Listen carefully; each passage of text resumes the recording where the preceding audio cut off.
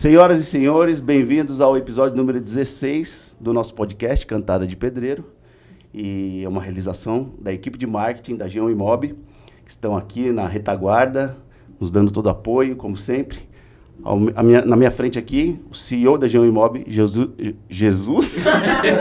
José Vinícius Munhoz Pinto, Maurílio Bolognese II, e aqui o nosso convidado ilustre, Murilo Nicolau, que é advogado e que hoje atua pela judicialização do tratamento de cannabis aqui no Brasil, é isso? É isso aí, gente. Obrigado pelo convite. Fico muito feliz de poder vir gravar com vocês. Muito legal. Nós agradecemos aí a sua vinda, é um assunto bem diferente, bem legal. E... às vezes até um pouco polêmico, né? Bem polêmico. E, Maurílio, onde nós estamos? Onde nós estamos? No Instagram, no YouTube e no Spotify, Cantada de Pedreiro. E no Carbamol. No Carbamol Palhano. Aqui onde ficam os nossos estúdios dentro da G1 Prime Brokers. É isso aí. É isso aí. Vamos lá. Bom, então, Murilão, agradecer você primeiramente pela presença, né, cara? Por estar aqui com a gente, para esse bate-papo. Topou de bate-pronto, né? Claro, foi meio em cima da hora aí, mas deu tudo certo. Murilo, normalmente a gente troca uma ideia com os convidados, né? Logo que chegam e tal. E você trouxe aqui, então, um vidrinho aqui de cannabis, é isso? É um óleo? Esse é um óleo de CBD, ele tem predominância de CBD. Ele é produzido pela Maria Flor, que é uma associação lá de Marília, do interior de São Paulo. E é uma das maiores associações do Brasil hoje já, em questão de paciente, em questão de estrutura. Certo. Esse é um dos óleos oferecidos por eles. A gente vai falar aqui da diferença, né, do CBD para o THC. Então, o outro óleo que eles têm tem predominância em THC. Certo. E várias concentrações diferentes para atender os pacientes. Já aproveita então, fala um pouquinho dessa diferença para a gente, Murilo, só para a gente entender. E depois vamos falar como que você trouxe isso daqui, né, que você estava comentando que você utiliza também, né? Acho que é legal o pessoal entender isso aí. O Vini, acho que seria legal ele falar primeiro tudo que ele faz, né? Contextualizar. Verdade. Beleza. Podemos soltar. Obrigado, Lilo. Obrigado. Que petulância, né? Mas ele tá certo. Desculpa. Não, mas é isso aí. Antes da gente entrar no tema, então, fala um pouquinho de você, de como você atua e tal. Isso é importante, pessoal. Então, bom, novamente agradecer o convite de vocês. O meu nome é Murilo, eu sou advogado, eu sou especialista, digamos, eu atuo principalmente ou basicamente na área da cannabis hoje no Brasil. Eu foquei nesse setor há alguns anos. Por algum tempo eu ainda mantive uma advocacia mais comum, digamos. Eu sou advogado da área do direito civil. No ano passado, 2022, quando a gente fez o nosso podcast a primeira vez, naquele ano eu decidi virar totalmente e focar 100% na cannabis. Eu demorei um pouco porque é uma área um pouco difícil de se estudar, que não tem muito com quem você aprender, então você tem que ir meio que sozinho. Então eu preferi fazer vários casos primeiro para poder pegar a experiência, para então eu poder falar mais abertamente disso. Tanto que hoje em dia eu estou no Instagram, meu Instagram é @o_murilo_nicolau, e eu estou no Instagram lá todo dia tratando disso. E foi esse tempo que eu precisava para ganhar essa experiência, né, digamos, para eu ter a capacidade de falar. E também ter o background, né? Não só estar falando de algo que eu não vivenciei, digamos. Além disso, eu sou mestrando em Direito aqui na UEL, em Direito Negocial. Eu estudo regulamentação da cannabis. Estou escrevendo minha dissertação agora. Vou fazer um panorama da regulamentação do Brasil, porque o Brasil já tem regulamentação de cannabis. A cannabis medicinal no Brasil é legal. A Índia ainda não tem uma regulamentação ampla de toda a cadeia produtiva, mas nós já temos coisas, que é o que permite, por exemplo, eu trazer esse óleo. E eu vou fazer uma comparação com algum país, ou talvez o Uruguai, ou talvez a Espanha, para poder traçar paralelos e entender para onde que nós podemos ir agora. Então, é basicamente essa a minha atuação. O escritório atua basicamente em 3 frentes.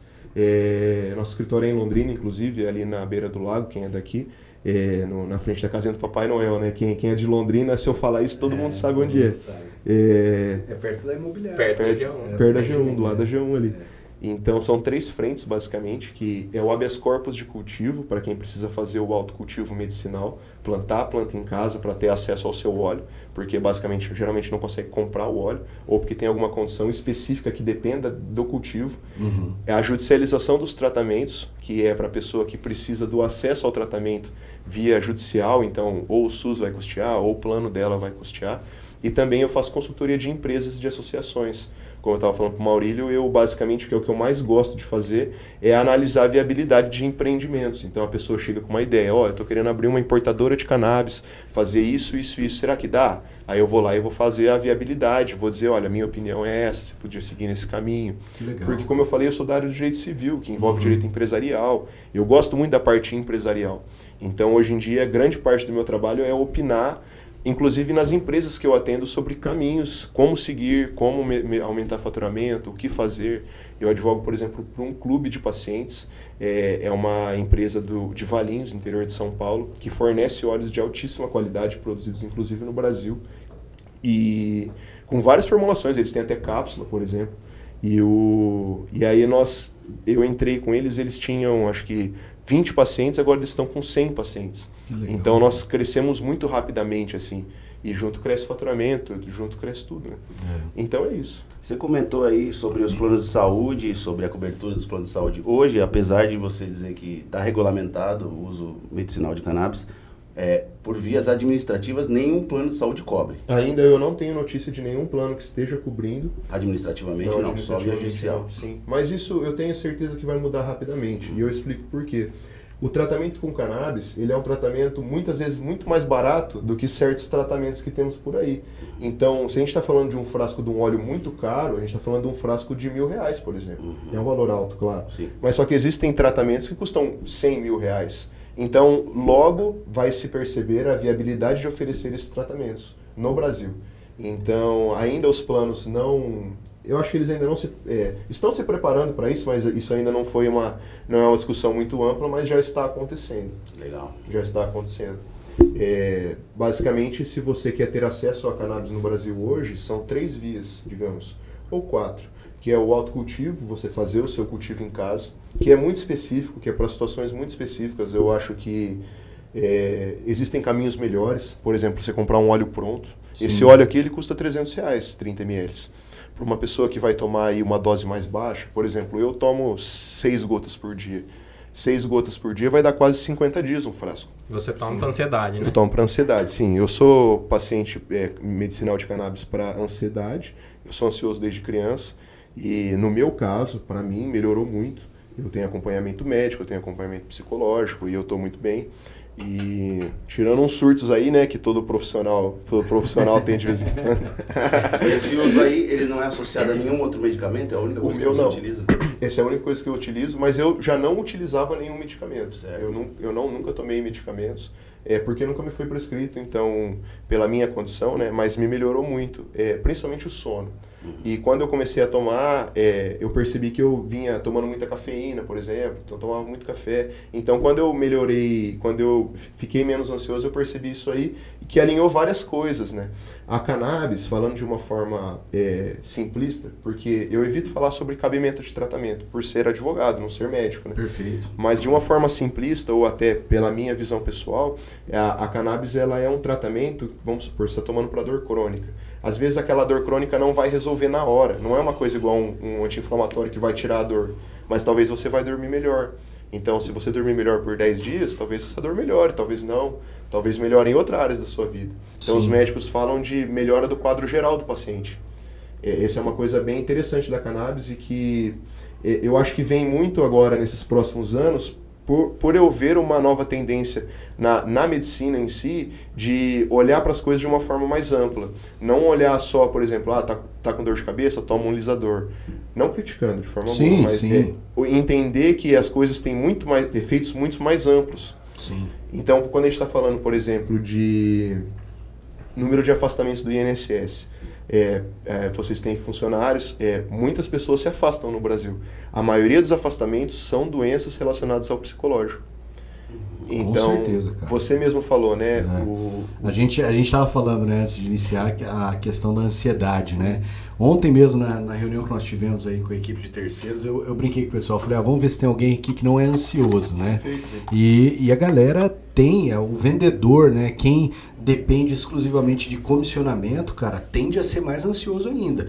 Lógico que com o tempo a gente aprende a controlar, mas eu imagino assim, o impacto que essa ansiedade às vezes ela causa na vida das pessoas e que às vezes um tratamento simples, né, pode, melhorar muito. E igual você falou, equilibrar tudo. Cafeína, cara, é outra coisa que o corretor de imóvel, acho que se desse pra injetar cafeína, os caras injetavam, porque, é café o dia inteiro e tal, mas isso também eu acho que é pra diminuir um pouco, ou acaba aumentando a ansiedade, enfim, desequilibra um monte de coisa. Isso é um assunto que me deixa bem curioso, né? A gente tem uma pauta aqui, mas acho que ele vai fluindo nas ideias. E a gente sabe que disse muito por aí, porque esses tratamentos, as duas substâncias utilizadas mais comuns, que é o CBD, que é o canabidiol, e o THC, que aí dizem que é a substância que dá o barato. E que dá mesmo. No que diz respeito ao uso recreativo da maconha, né? Numa quantidade maior. E a gente sabe que, sabe de forma, como você disse, simplista, que ela afeta os neurônios, e neurônio é um negócio que não restabelece, tal, memória, que você fica mais lento e tal.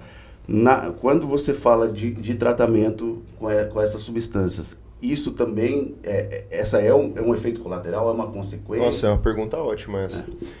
Quando a gente está falando de um uso... essa pergunta é muito legal.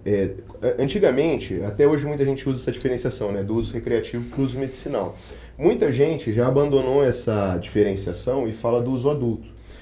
Eu acho que é muito legal a gente falar dessa diferença ainda, mais pra frente talvez a gente deixe de falar dela, pra pessoa entender o que é, porque medicinal você tá tomando um remédio e recreativo você tá se divertindo, é igual tomar uma cerveja, que inclusive tem muita gente que usa, né? Não dá pra gente ser hipócrita e achar que não. Mas qual que é a grande diferença do uso medicinal pro uso recreativo? É a dose. Aqui a gente está falando, por exemplo, de um óleo que tem 1.500 miligramas de CBD dentro de um frasco de 30 ml.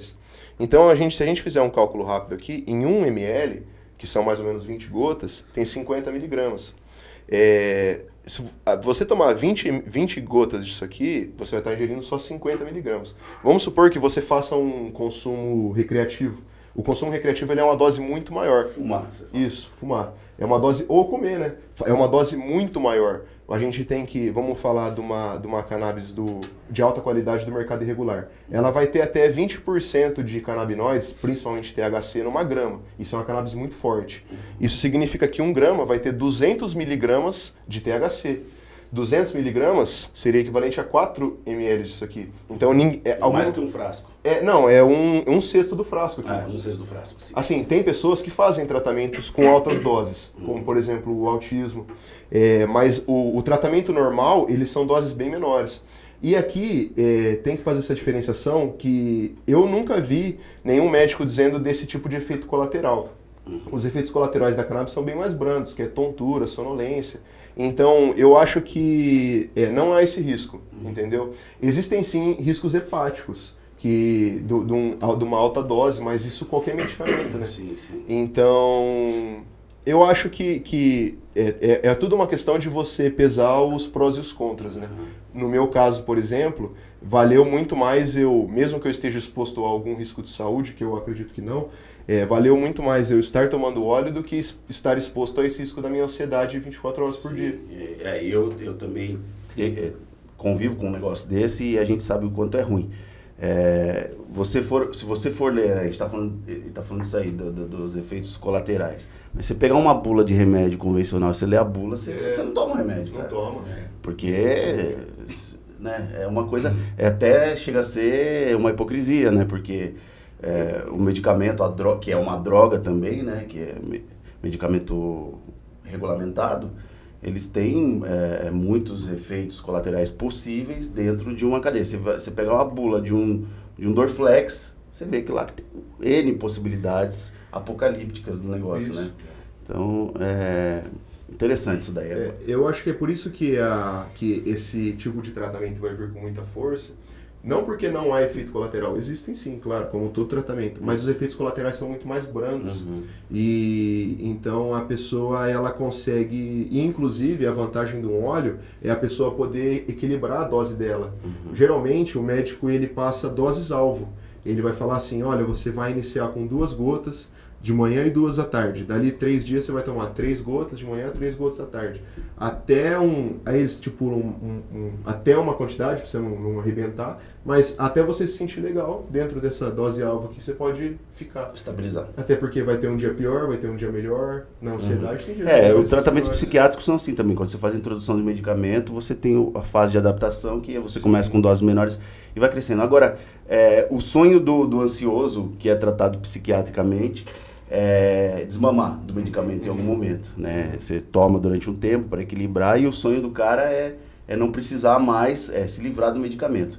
No caso da cultura do tratamento com a cannabis, isso é uma coisa para fazer parte da vida ou também é tratado como um tratamento, um medicamento da medicina convencional e não alternativa, que você vislumbra deixar desmamar dele em algum momento ou é uma parada que você entra e é pra vida? É uma pergunta boa. Eu acho que vai variar. Só faço pergunta boa, viu? Você vê? Eu acho que ele que é muito gentil. O assunto que é muito interessante. Lógico. Eu me interesso muito pelo assunto. Eu acho que vai depender da aplicação. Eu vou falar da minha experiência, como pro meu caso. Para a ansiedade, o meu sonho é desmamar em algum momento, deixar de tomar, ou tomar só em momentos específicos. Eu acho que isso é uma conversa que eu tenho, eu deixei de falar, antes de eu iniciar o tratamento com cannabis, eu iniciei um acompanhamento psicológico. E eu acho que o acompanhamento psicológico foi 90% de melhora e a cannabis foi 10%. E é 0 medicamento. Exato. E nós conversamos já disso, e ele tem essa visão também de que o medicamento, no meu caso, ele serviria para me dar um patamar de vida boa. Eu entender, olha, aqui é viver legal, aqui é viver sem ansiedade. Então, a partir do momento que eu tenho esse patamar, eu consigo talvez desenvolver sem tomar o CBD ou o THC. Talvez sim, talvez não. Ou então usar em momentos específicos. Que também, tipo SOS, né? Isso, tem essa aplicação. Existem algumas associações, por exemplo, que elas têm um outro produto que é um spray nasal, que é feito de cannabis também, que é o resgate do SOS mesmo. A pessoa está numa crise convulsiva e aí você espirra no nariz e ele tem uma absorção bem rápida. E isso é um negócio que eu não vi em nenhum outro lugar fora do Brasil. Não sei se mas para mim é uma invenção das associações brasileiras. Legal, cara. Sim. Legal. Agora, só... Aí, Dedé, dá pra você se livrar do Neossoro. Aí, ó. Boa. Só para entender, você acabou ficando mais interessado com relação a esse assunto. Porque quando a gente gravou lá o podcast e tal, eu não lembro da gente ter falado nada desse assunto. Foi justamente por conta da sua ansiedade e tal? Ou tem outro link para isso aí? Na verdade, eu sempre me interessei muito com cannabis, desde jovem. Para não dizer outra coisa, né? Para não dizer que eu... Mas eu sempre gostei, eu sempre achei muito legal. Sim. E desde Faculdade de Direito. Faculdade de Direito, estudar filosofia, né? É difícil. Então... desde o começo da faculdade eu me interessava pelo tema e queria pesquisar o tema. Naquele momento, para mim não era viável, eu não via penetração desse debate no debate jurídico, então não dava para eu escrever um TCC sobre cannabis, Entendi. Não dava para fazer igual eu estou estudando uma dissertação de mestrado agora em cannabis. Então eu sempre quis. Quando eu comecei a advogar, naquela época que a gente conversou, eu já tinha alguns casos correndo, mas eu não falava abertamente, porque como eu falei, estava querendo pegar a experiência. Certo. Então eu peguei casos de amigos, então eu já vinha fazendo, mas junto eu vinha tocando uma advocacia normal, de Sim. contratos, de ação de indenização, responsabilidade médica, que eu sempre fiz muito, defesa de hospital, defesa de médico. Então eu já vinha fazendo, mas aí foi o momento da virada. E o momento da virada para mim foi justamente quando eu fui na Maria Flor, essa associação em Marília, eu fui com os meus pais. O meu pai, ele é médico prescritor de cannabis hoje. Então a associação convidou ele e eu fui junto. Quando eu cheguei lá, que eu vi a associação, que eu também fiz vários conteúdos, eu falei, bom, acho que eu preciso agora colocar isso no Instagram, né? E também facilitou o debate com meus pais, né? Eu acho que é um assunto espinhoso, você falou que é um assunto difícil, e eu não ignoro isso, e eu concordo. Então, eu vim abrindo esse debate com a minha família, com os meus pais, mostrando que era uma coisa séria. Até por conta de todo o preconceito, Claro, né? sim. Ao redor disso. A gente olha teu Instagram lá, a pessoa que der uma olhada rápida, assim, vai ver umas folhinhas de maconha lá e fala, meu, que é isso, sim, cara? e eu sempre tratei com muito respeito quem discorda em relação à cannabis. Não me incomoda. Sim. Se alguém aqui me falasse que é contra, eu não me incomodaria de forma alguma. Porque eu penso que cada um tem a sua opinião. E então eu sempre tentei fazer essa coisa bem cuidadosa em relação a isso. Sim. Porque aqui a gente está falando de várias vertentes. A gente está falando de uso recreativo, mas a gente está falando de uma senhora que pode se beneficiar, os meus avós estão tomando. E eles estão melhorando muito, e nem fui eu que falei, foi a médica que prescreveu, nem fui eu que dei a ideia. Sim. Então... Mas algo específico dos avós? Senilidade, a idade muito avançada, então senilidade, junto vem episódios de violência, né, por causa da confusão mental, e então eles estão tomando. Minha avó, principalmente, melhorou muito, muito, legal, muito. cara. Dorme melhor, se alimenta melhor. Então, eu me interessei por isso tudo.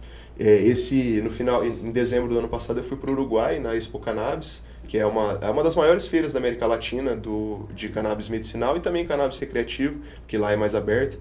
E essa foi a 9ª edição. E eu estava com a minha noiva, eu falei, pô, você lembra lá no primeiro ano da faculdade que eu queria vir? Ela falou, não, eu lembro, que a gente estudou junto, né? Sim. Então eu no primeiro ano já falava disso, mas era inviável. Então hoje eu consigo falar disso, eu consigo viver disso, trabalhar 100% com isso. Que legal, cara. Muito, muito legal.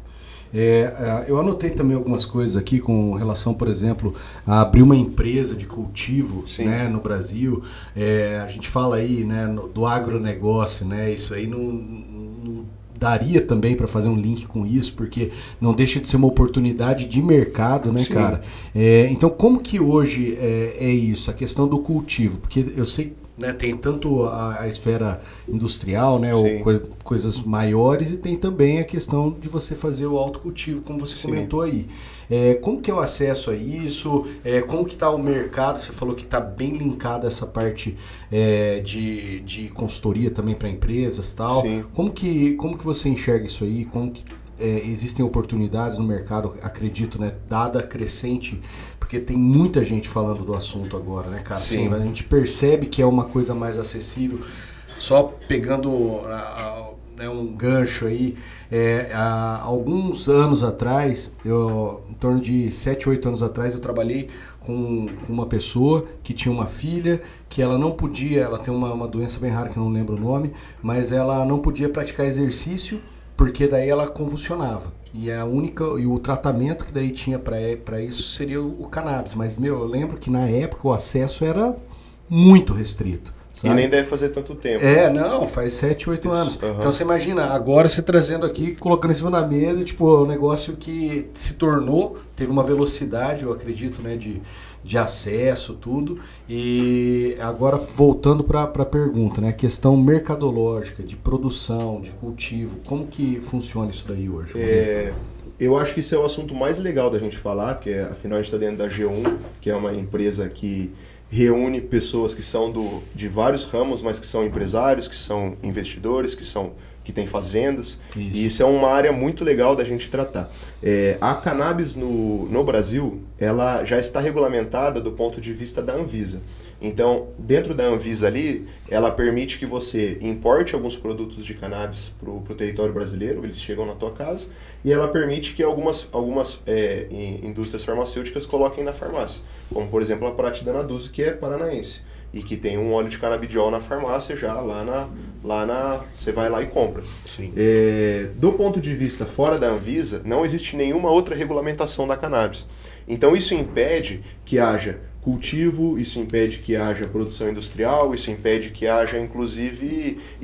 inclusive que a Pratidana Duse compre, por exemplo, o insumo dela de alguma empresa brasileira. Ela precisa importar. A Anvisa fez isso porque para ela ali, ela só compete tratar dos medicamentos mesmo. É necessário que venha uma iniciativa do nosso poder legislativo, principalmente o poder legislativo federal, porque a cannabis ela é proibida pela lei de drogas, que é uma lei federal. Então, existe o projeto de lei 399, que está parado, para ser sincero, parado no nosso Congresso, E ele regulamenta várias esferas da cannabis, inclusive produção industrial, industrialização, regulamenta as associações, que eu vou falar em seguida, mas está parado. Então, ainda não é possível, pelas vias que o empresário comum procuraria, cultivar cannabis no território brasileiro. Quem consegue cultivar são as associações.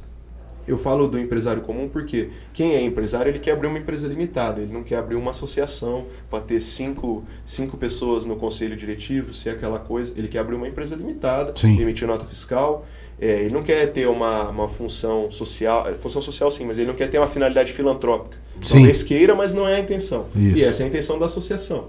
Mas as associações, elas conseguiram entrar num buraco da lei, que é o mesmo buraco que autoriza o autocultivo, que autoriza a pessoa a cultivar dentro de casa, que é você ingressar com uma ação na justiça, falando, olha, juiz, o nosso poder legislativo poderia regulamentar isso, não regulamentou, e eu preciso disso por questão de saúde. Eu não consigo comprar, ou então eu preciso desse produto de cannabis específico que nem tem no mercado, porque existe isso também, alguns produtos não existem no mercado, a pessoa tem que produzir por ela, para ela ter acesso. E então o judiciário acaba autorizando o cultivo para aquela finalidade medicinal, seja para a pessoa ou seja para a associação. A Maria Flor, por exemplo, tem um cultivo muito grande que é para todos os associados dela. Então ela produz todos os óleos, eles têm um valor extremamente facilitado. Esse valor que eu falei é para o paciente que pode pagar 100% do tratamento, mas quem não pode, eles têm outros valores. Que legal. Então, do ponto de vista, digamos, empresarial, a cannabis ainda está um pouquinho travada. Mas desse ponto de vista de produção apenas. Que, igual eu falei, né, um argumento que eu uso muito para quem é fazendeiro, para quem cultiva, eu falo, olha, a cannabis nos Estados Unidos foi o sexto maior cultivar de todo o país em questão de rendimento. Está atrás de milho, algodão, lógico, mas só que é muito grande. E se você pudesse cultivar isso na tua fazenda? E se você pudesse fazer isso de uma forma legal? E eu não estou falando de plantar maconha para fumar, para liberar, não. Estou falando de você fornecer para a indústria farmacêutica. Isso. E se um dia essa oportunidade, essa possibilidade do uso recreativo ser mais aberta, e se isso acontecer é porque a sociedade aceitou e viu isso como legal, por que não também? Mas nesse primeiro momento vamos falar do uso medicinal. Sim. Até para baratear a produção, Exatamente. né, dos medicamentos. Exatamente. Mas tirando o cultivo e a produção, muita gente já cria empresas ao redor da cannabis. Não com a cannabis em si, mas o que eles fazem? Testes químicos, de reagentes químicos, para você testar se aqui dentro tem CBD, para você testar se aqui dentro tem THC. Fazem também empresas de pesquisa genética. Tem uma empresa dentro de uma universidade federal que faz pesquisa genética e melhoramento genético da cannabis. Tem empresas que fornecem lâmpadas, empresas que fornecem insumos. Ah, entendi. Então tem tudo isso. E além disso, ecossistema, né? além disso, tem as pessoas que decidem, isso é muito legal, abrir uma empresa nos Estados Unidos, comprar o óleo lá, regulamentar ele aqui na Anvisa e fazer a venda para o consumidor brasileiro. Isso tem um markup muito alto, porque o CBD nos Estados Unidos ele já tem um valor extremamente acessível, é bem barato. Até para a associação, quando a gente está falando de quanto de maconha tem aqui dentro, num óleo de R$300 talvez tenha R$60 de maconha em si. Uhum. O custo adicional é toda a produção, né, que dá muito trabalho. Mas nos Estados Unidos é muito mais barato, então você consegue trazer com uma margem bem alta. Então tem pessoas que criaram empresas nos Estados Unidos especializadas em importação de flor, exportação, né, para o Brasil de flor, in natura, de óleo.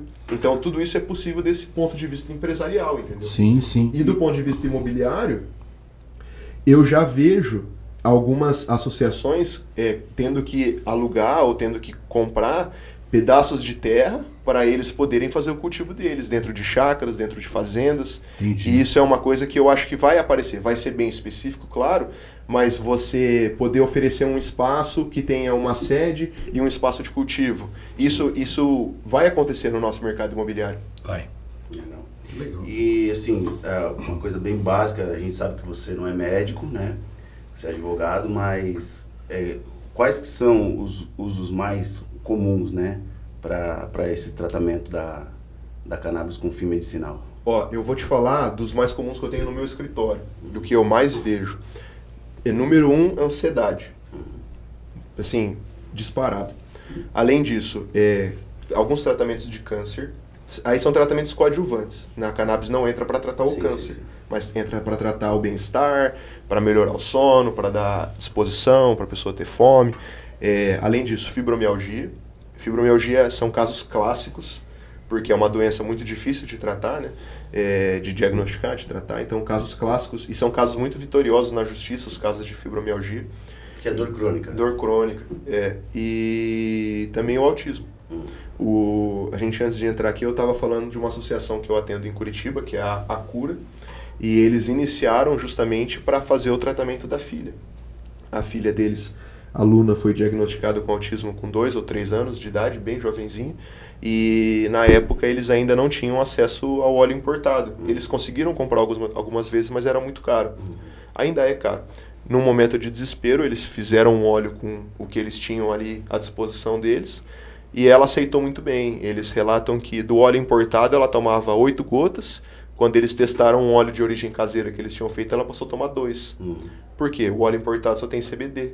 O óleo, que é se você fizer um óleo de uma maconha que vende aqui no Brasil, ela predominante é THC. Porque o THC que é psicoativo, né? Essa é a diferença. Sim. O THC é psicoativo, o CBD não é. Não quer dizer que você vai tomar uma gotinha de THC e vai ficar doidão. Não é isso, porque a gente está falando de doses muito pequenas. Os dois têm aplicabilidade muito grande para a saúde. Então, quando ela deixou de tomar um óleo de CBD e passou a tomar um óleo de THC, diminuiu absurdamente a dose. Então, ali eles começaram.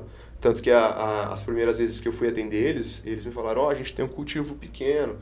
Eu não sei se devia estar falando isso, porque eles já mudaram. A gente tem um cultivo pequeno. Eu falei, bom, cultivo pequeno são 5 plantas. Eu cheguei lá, era uma sala o dobro dessa, assim, de planta. Até o teto, assim. Cultivo pequeno. E aí a associação começou daí. E hoje eles têm muito paciente, eles produzem muita coisa. E eles já estão regularizados. Legal. Esse negócio do tratamento que nem todo mundo tem acesso tem, né? Mas não tem conhecimento a respeito do autismo, porque a gente fala de tratar autismo, né? Que o autismo não é uma deficiência que tem cura, né? Sim. É que ela desencadeia certos eventos dependendo da pessoa. Nesse caso, você comentou que era por causa de convulsão, né? Nesse caso não era convulsão, era estereotipia, e os ataques de violência. Sim. Porque também tem ansiedade, que é diretamente ligada ao autismo. Eu tenho um filho autista, né, que tem 4 anos. Todo autista quase tem estereotipia. Ele tem estereotipia, a gente faz um tratamento convencional, né, de uso de um medicamento, mas foi cogitado pelo neurologista dele. Em algum momento a gente partir por esse caminho, né? Que legal. E é legal. Uma coisa que assim, a gente que convive, por exemplo, eu já tive ansiedade, depressão, burnout. Aí eu tenho meu filho que é autista. Aí eu também fui diagnosticado recentemente com autismo. A gente fica curioso para saber o funcionamento disso, porque a gente quer, vamos dizer assim, engraçado falar isso, né? Mas desintoxicar desses medicamentos aí da indústria que a gente vê que realmente eles são... Eles agridem muito, né, a gente. E se tratando de um recurso que é muito mais próximo do natural, da natureza, né? A gente fica curioso de lidar. E tomara que você tenha êxito, sucesso no avanço com isso daí, porque o que a gente ouve falar de quem realmente defende a ideia, de quem vivencia o tratamento, é só muito mais ônus do que... bônus do que ônus. Então, a gente tem alguns casos, por exemplo, aquele chefe de cozinha, o Henrique Fogaça, ele tem uma filha com uma paralisia cerebral severa, né?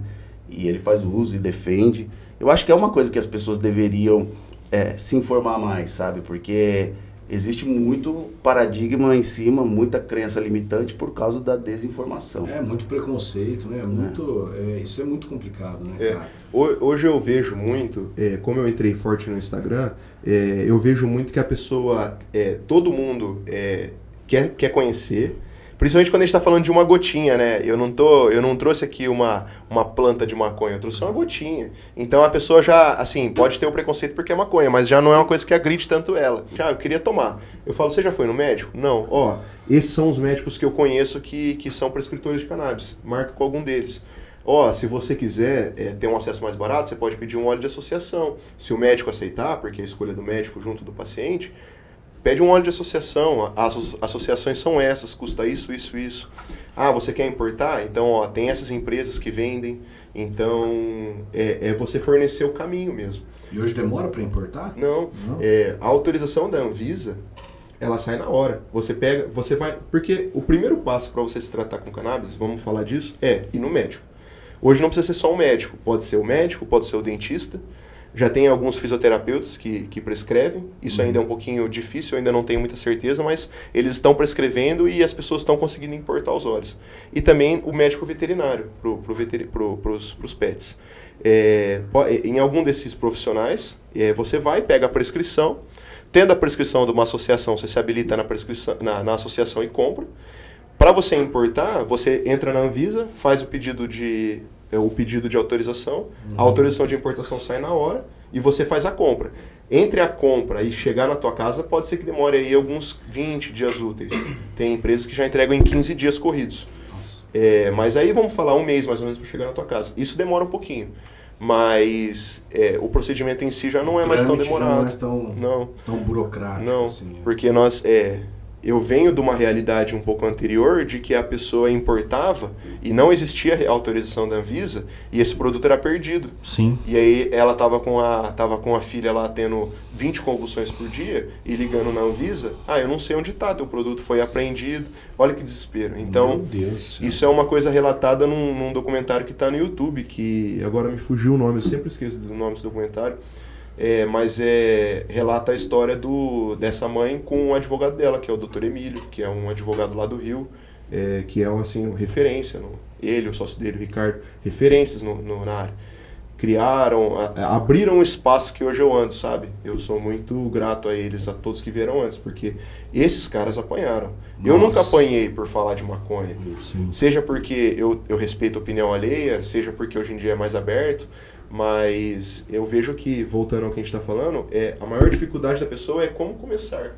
Sim. Como começar. É o primeiro passo, né? Esse é um assunto extremamente amplo. A gente poderia ficar horas aqui falando sobre ele, porque ele circula por várias áreas da vida, de várias formas de você pensar.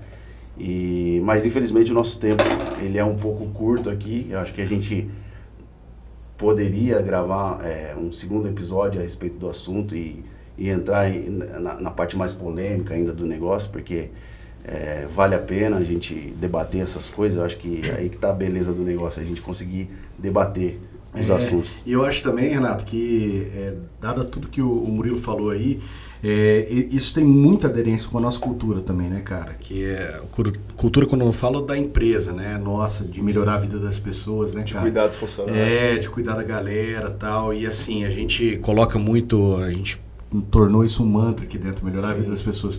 E o quanto que isso está melhorando a vida de inúmeras pessoas aí, né? Brasil afora, agora com esse acesso, né? Que estamos tendo mais acesso, né? Então, quando eu escuto, por exemplo, você falando aí de uma menina, né? Que convulsionando tal, e um medicamento travado lá, algo que vai melhorar a vida dela, e vai causar um impacto muito positivo, né, cara? Então é muito nobre esse trabalho, cara, dizer pra você que foi muito legal esse bate-papo, entender um pouquinho mais desse mundo, que como você disse... Tão maravilhoso. Eu sigo você lá nas redes sociais e tal, mas é difícil, né, a gente parar e olhar e tal, tem bastante informação. Sim. Então eu acho que isso também vai servir aí para a galera que assiste, para os nossos colaboradores, pessoal do mercado imobiliário também. Quem tiver aquela ansiedade que tá fora da curva, porque se for considerar todos nós ansiosos, né? Mas sim, eu acho que quem quiser buscar um tratamento para realmente melhorar isso aí é um caminho, né, Murilo? E depois sim, o pessoal com certeza vai te mandar lá alguma coisa no inbox lá e tal, fica ligeiro lá. Então, você tem alguma coisa para complementar, Lilo? Não, isso é muito legal esse assunto e o pessoal aí procure o médico antes, sim, né, para prescrever. Isso aí. E o que a gente está falando aqui é viabilizar um produto. Se o médico está prescrevendo, né, a gente quer que as pessoas tenham acesso, né? Sim. Eles estudaram para isso, então, né? né, Com dar certeza. acesso para todo mundo. Com Eu certeza. acho que é isso, né? É isso Para aí. cantar. Agora, seguindo a nossa tradição, né? Cantada de Pedreiro, nosso podcast, chegou o grande momento. Chegou o grande momento. É o momento em que você vai olhar para aquela câmera ali. Tem alguma preparada aí? Tem Você tem uma noiva disso? Você tem uma noiva? Eu tenho uma noiva. Mas e aí, o Brava. relacionamento tá firme? Bravo, tá firme. Então, sei Então, lá. olha aqui, é o que a fala gente, pra ela. é o que a gente sempre recomenda. Quando você tem uma situação dessa, você faz a cantada de pedreiro para ela. É verdade, né? Então a minha cantada de pedreiro ela foi selecionada depois de muita pesquisa, toda a minha equipe me ajudando. E ela é assim: gata, me chama de maconha que eu te faço viajar. Muito bom, valeu, obrigado.